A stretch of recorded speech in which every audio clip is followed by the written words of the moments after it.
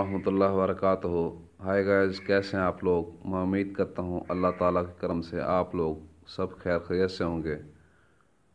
अल्लाह ताला आप सबको अपने हिफ्ज़-ओ-मान में रखे। आज बहुत ही अहम टॉपिक पर मैं बात करने जा रहा हूँ। वो टॉपिक है हेपेटाइटिस सी के बारे में। हेपेटाइटिस क्या है, इसकी क्या वजूहात हैं और अलामात क्या हैं और इसका इलाज क्या है, इसके बारे में बात करेंगे। बात को आगे बढ़ाने से पहले प्लीज़ आप मेरे चैनल को सब्सक्राइब करें, लाइक करें, शेयर करें और बेल के बटन को दबा दें ताकि हर आने वाली नई वीडियो का नोटिफिकेशन आपको मिलता रहे। बात को आगे बढ़ाते हैं। हेपेटाइटिस की सबसे बड़ी वजह वायरस से होने वाले इन्फेक्शन है। वायरस की 5 इकसाम हैं। इनमें से पहली इकसाम है ABCDE। ये इकसाम जो हैं जिगर में सोजिश पैदा करके हेपेटाइटिस पैदा करते हैं। ठीक है, हेपेटाइटिस एक जानलेवा मर्ज़ है।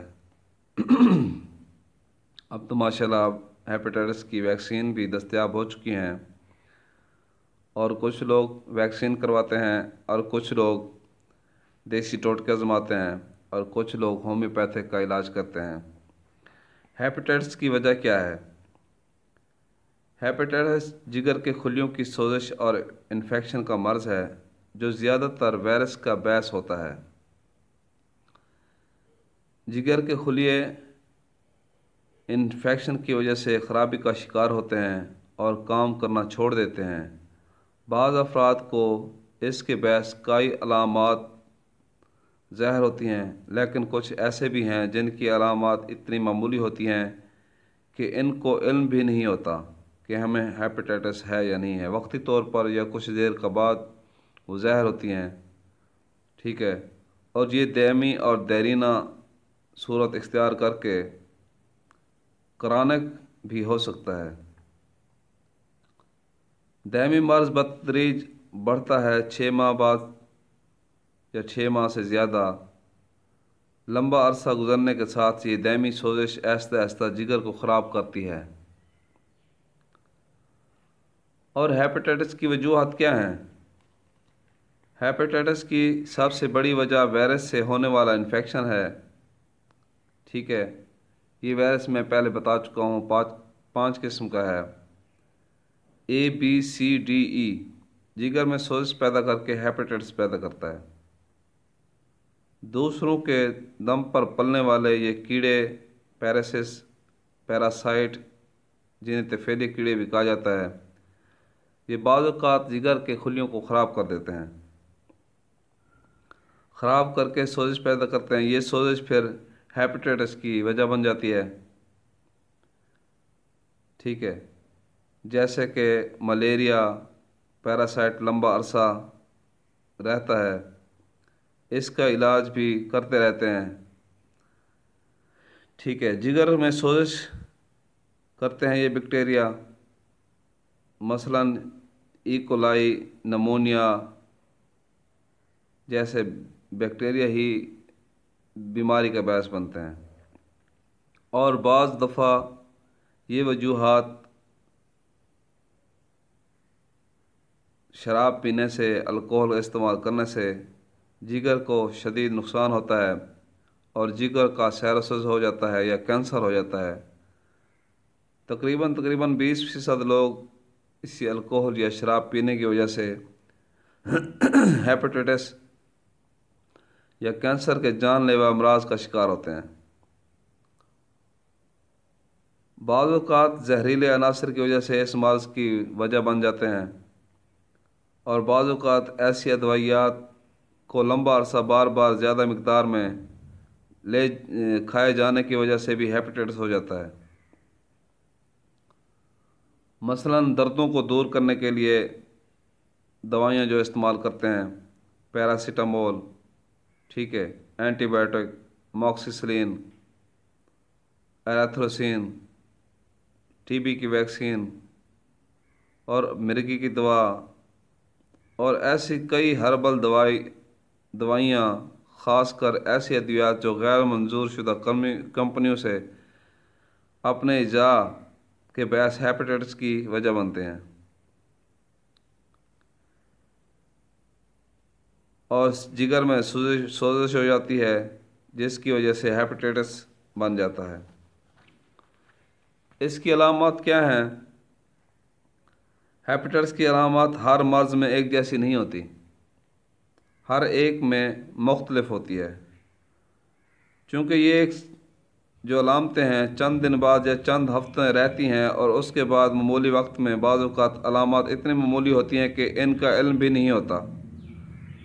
बाज़ दफ़ा अलामत शिद्दत इख्तियार करके जिगर के फ़ेल होने की सूरत होती हैं।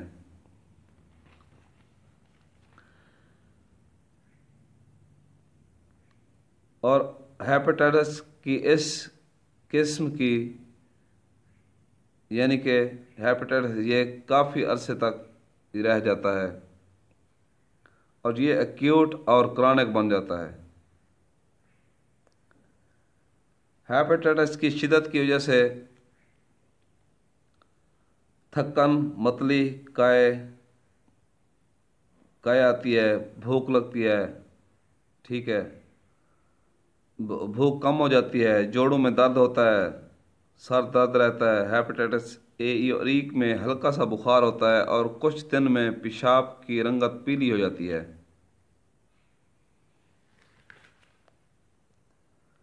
और 1 से 2 हफ्ते बाद आँखों की पीली रंगत होती हुई 4 हफ्ते तक रह जाती है।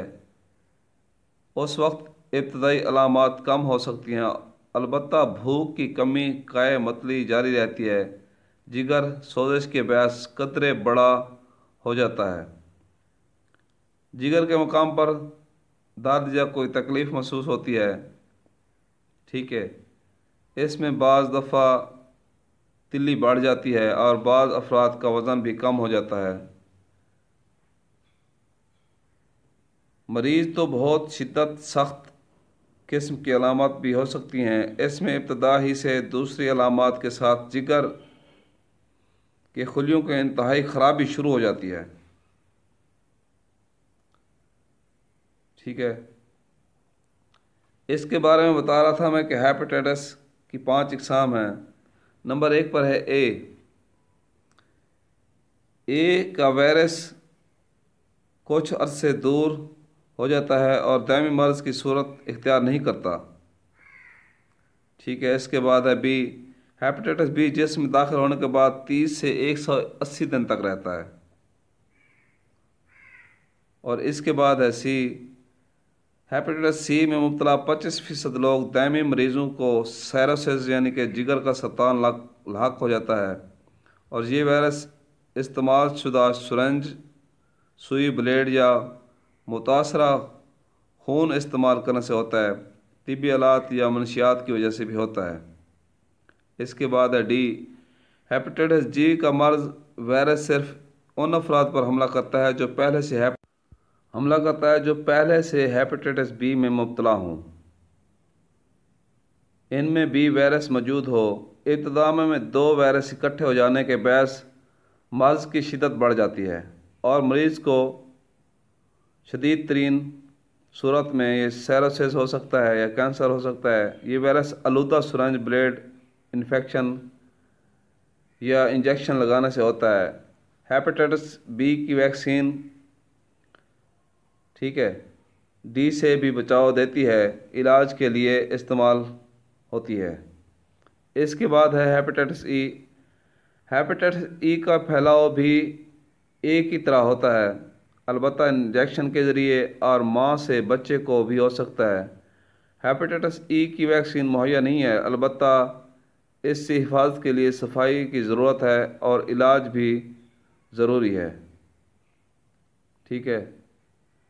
इससे बेहतर है कि इंसान खाने पीने की चीज़ें सही इस्तेमाल करे, गर्म चीज़ें ना खाए, जो जिगर को नुकसान पहुंचाएं वो ना खाए, उन चीज़ों से बचे जो जिगर के लिए मुज़र हैं और इंसान की सेहत के लिए मुज़र हैं, यानी कि नुकसान देने वाली हैं।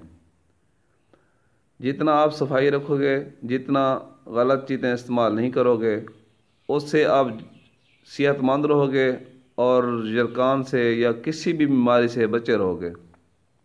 ठीक है, अब आते हैं इलाज की तरफ। प्लीज़ आप कापी पेंसिल उठा लें, मैं जो इलाज बताने वाला हूँ वो लिख लें और नोट कर लें। बनाएं, खाएं, इस्तेमाल करें और फ़ायदा उठाएं। इंशाअल्लाह ताला आप इस बीमारी से छुटकारा हासिल कर लेंगे और ठीक हो जाएंगे। अल्लाह ताला आपको शिफा देगा इंशाअल्लाह। चलो, मैं अब बताने वाला हूँ कि क्या क्या अज्जा हैं इस नुस्खे की। नंबर 1 पर है शीर खाश्त 1 तोला, तबाशीर 4 तोला, 7 किलो 4 तोला, दानी इलायची खुर्द सब्ज़ इलायची के दाने 1 तोला और वर्क नकरा 5 अदद। इनको मिलाकर रगड़ पीस लें, रगड़ पीस कर पाउडर बना लें और इसकी 3 माशा की खुराक हमरा दूध लें या अर्क सौंफ के साथ या अर्क मको के साथ लें। इंशाअल्लाह बहुत फ़ायदा होगा। इसके अलावा एक और नुस्खा बताने जा रहा हूँ, वो भी लिख लें। नंबर 1 पर है उनाब दाना, नंबर 2 पर है आलू बुखारा, नंबर 3 पर है तुखम कासनी, नंबर 4 पर है बेख बादियाँ, नंबर 5 पर है खुश्क मको, नंबर 6 पर है गुल नीलोफर। ठीक है, उनाब जो है 10 ग्राम, आलू बुखारा 20 ग्राम, तुखम कासनी 10 ग्राम, मको जो है वो 10 ग्राम, गुल नीलोफर वो भी 10 ग्राम। इन सब को भिगो कर रख दें। सुबह कपड़ छान करके इसमें थोड़ी सी चीनी मिलाकर ये इस्तेमाल करें, शरबत बजूरी में डालकर। और इसके अलावा रात को सोते वक्त जवारस जालिनूस 5 माशा ये लेनी कैसे है? ये लेनी है अर्क मको और शरबत बजूरी को आपस में मिक्स करके उसके साथ लेनी है। इंशाअल्लाह मरीज़ ठीक हो जाएगा। ये दोनों नुस्खे इस्तेमाल करवाएं। ठीक है, मिलते हैं अगली वीडियो के साथ।